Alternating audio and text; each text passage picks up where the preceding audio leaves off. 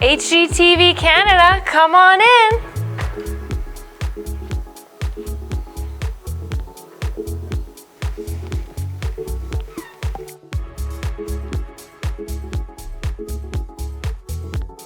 Hi, my name is Kayla Brown and I'm an architect here in Calgary. We are in the living room of my home in Inglewood, which I designed and built over a series of probably 3 years. This house was designed very intentionally with the idea of getting as much natural light into all spaces of the home, particularly the interior.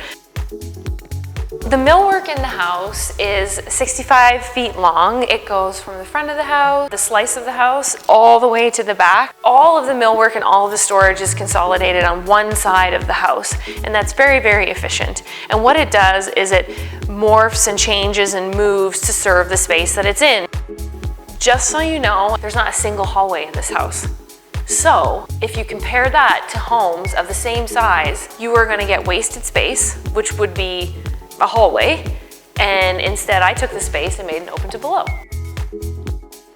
I love color, love it, and I love like primary colors, like true colors. If you think of a Crayola crayon box, like I love those colors. This couch is from Hay, and it was purposefully put together to fit this room. So it's about 20 feet in total of couch, and I picked every fabric swatch individually. It was actually funny because when I asked them, I was like, oh, I'd really love to do a bunch of different colors in one couch. And they're like, huh, no one has ever asked us that. One of the things I really like about this kitchen is this really industrial material that we chose for our backsplash. This is just a raw black steel, and it's got a waxed finish on it, and it's really impermeable to grease and pretty much anything that you can throw at it. I use raw black steel, or I have used raw black steel in a number of places within the house. It's on the fireplace, that's what clads the fireplace, and it is also the material that I used on the stairs and the catwalk. Do you know how many times I designed these stairs? 3 times!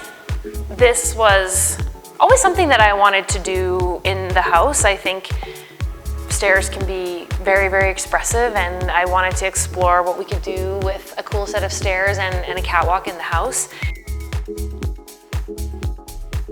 The millwork wraps up from downstairs, or the main floor, comes up, returns, and turns into a desktop.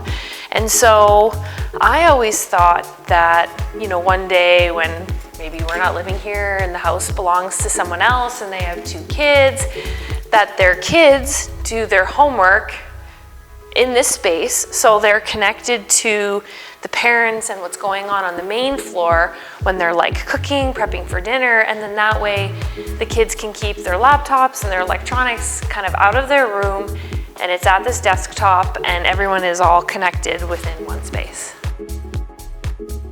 There's so many things that I like about this space.